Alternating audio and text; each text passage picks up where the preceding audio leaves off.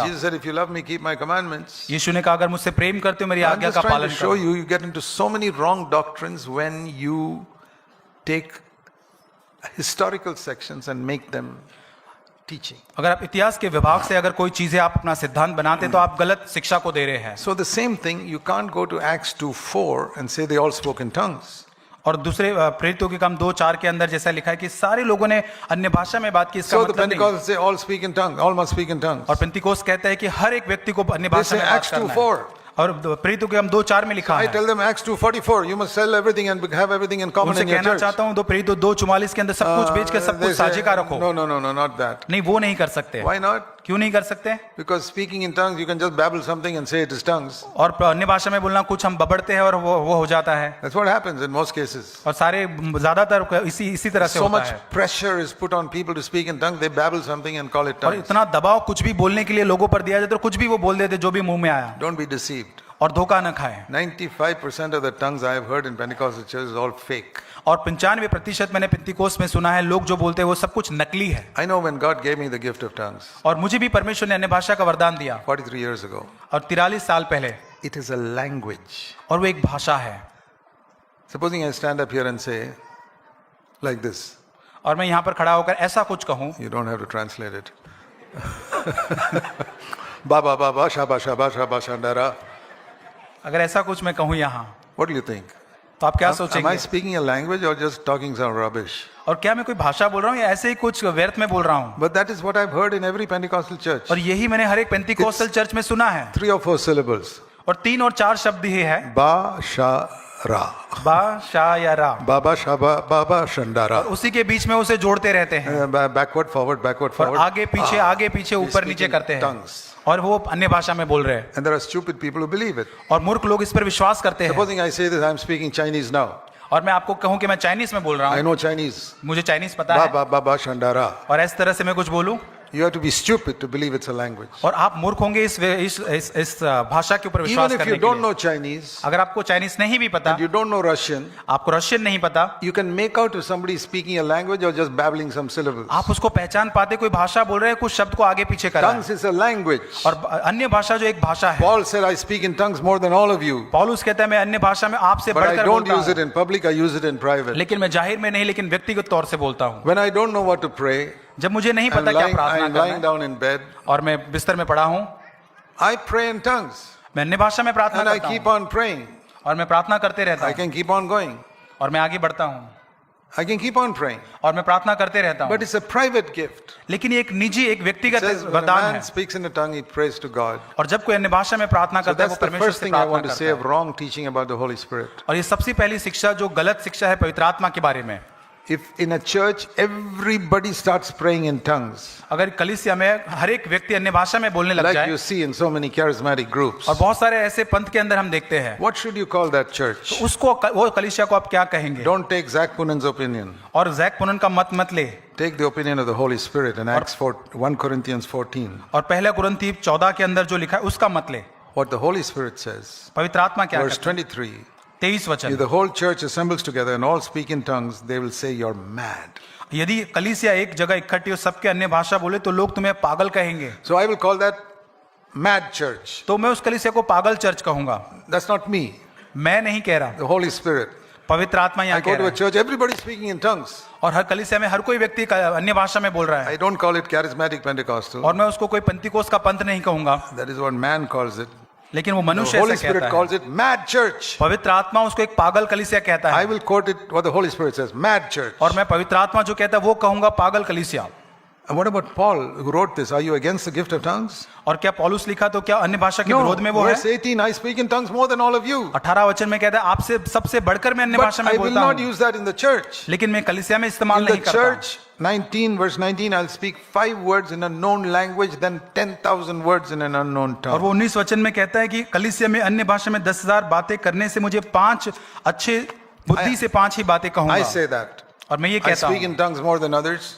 और मैं औरों से But in अन्य the भाषा में church, ज्यादा, I will speak 5 words in English more than 10,000 words in a tongue. लेकिन कलीसिया में अन्य भाषा के 10,000 शब्दों से ज्यादा इंग्लिश भाषा के 5 शब्द बोलना पसंद Because करूंगा। verse 2, when I speak in a tongue, I'm not speaking to men, but I'm speaking to God. क्योंकि 2 वचन में मैं अन्य भाषा में जब बात करता हूं तब मैं मनुष्य से नहीं This परमेश्वर is से बात करता scripture. हूं।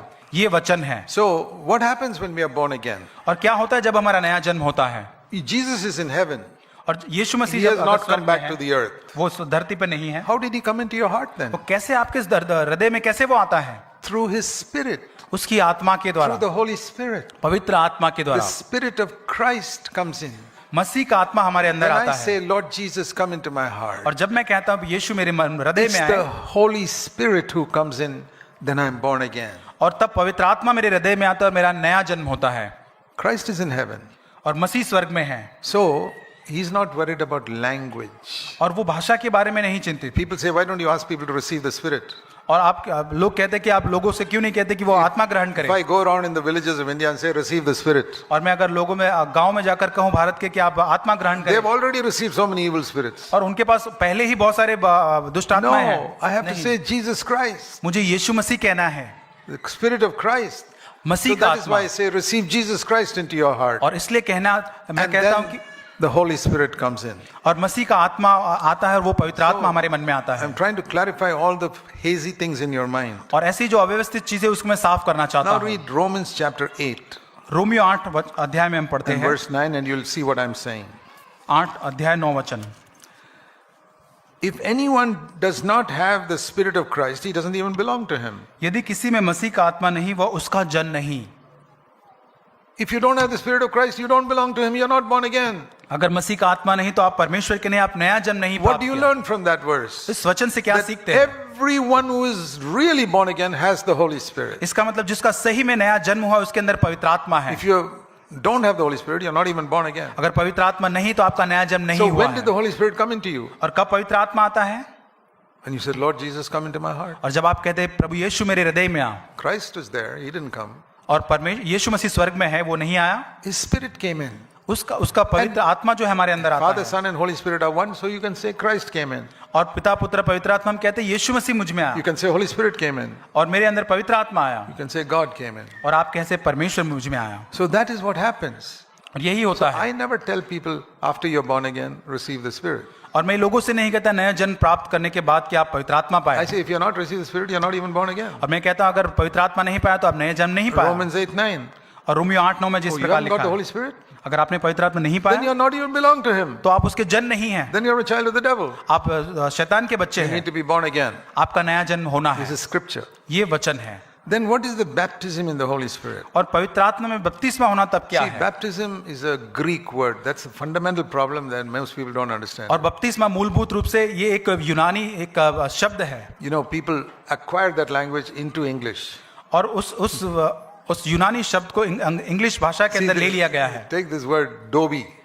डोवी आप एक शब्द को ले, Dobi is a Hindi word, डोवी Indian word. Hindi- Dobi. The washerman is called a dobi. धोबी जो है एक हिंदी शब्द है One who washes clothes. जो कपड़े धोता है, But in the English dictionary, it is there.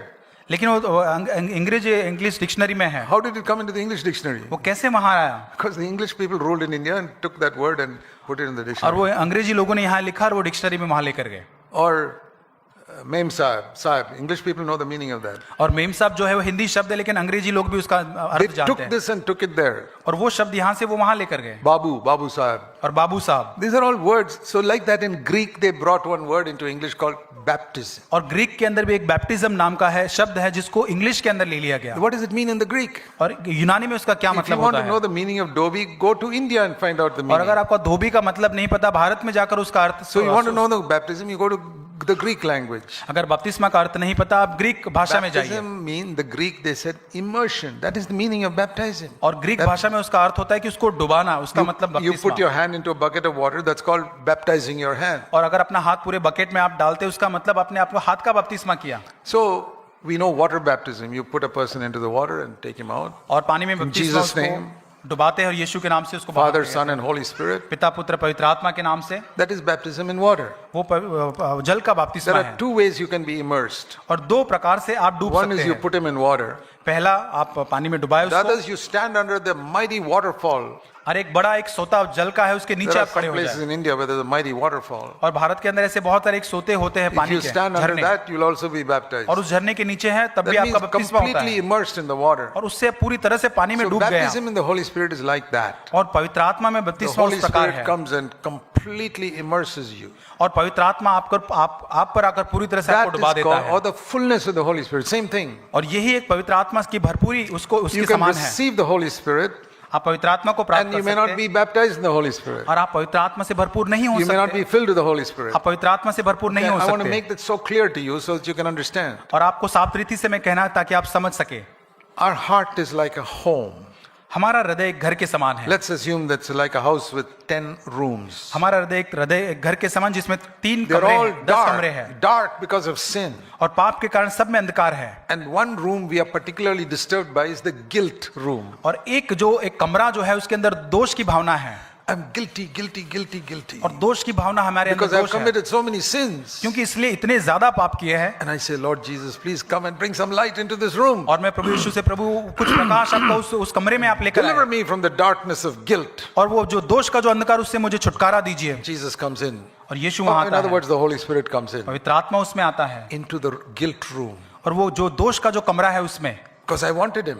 क्योंकि मैं I चाहता हूं open the उसमें door and say, come. मैं अपने हृदय को खोलता हूं उसे आमंत्रित करता हूं My आने के लिए। sins are all forgiven. मेरे सारे पाप क्षमा हो The गए blood of Jesus has cleansed me. और यीशु के लहू ने मुझे And पूरी he तरह says, से I धो will दिया not है। even remember your sins anymore. और वो कहते हैं कोई भी पाप मैं स्मरण नहीं करूंगा। And like we sing, oh happy day when my night was turned into day. और जैसे हम गीत गाते बहुत ही खुशी का दिन जब वो अंधकार का दिन मेरा The उजियाला light has come in. और वो उजियाला आ गया है। Now, in the beginning, you look at this 10-room house. अगर ये 10 कमरों का आप जब घर देते हैं Dark. शुरुआत में अंधकार था। Now, light has come into one room. एक कमरे में अभी उजियाला Now आ you say, गया है। has light come into that house? तो आप कहेंगे पूरे घर में उजियाला है? Yes.